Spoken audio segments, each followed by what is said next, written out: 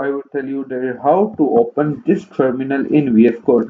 You can make sure that this terminal is opened. Okay. So how is that? Very simple. You just have to select on the top left of the VS Code, select the view button and scroll down up till terminal and press this terminal and the terminal will be open in VS Code. Okay. So that's simple. If you want also some shortcuts for this, the shortcuts is also available for my viewers just because they subscribe to my channel. So the shortcut is you have to control plus select this. Okay, backtick. This is a backtick in the QT keyboard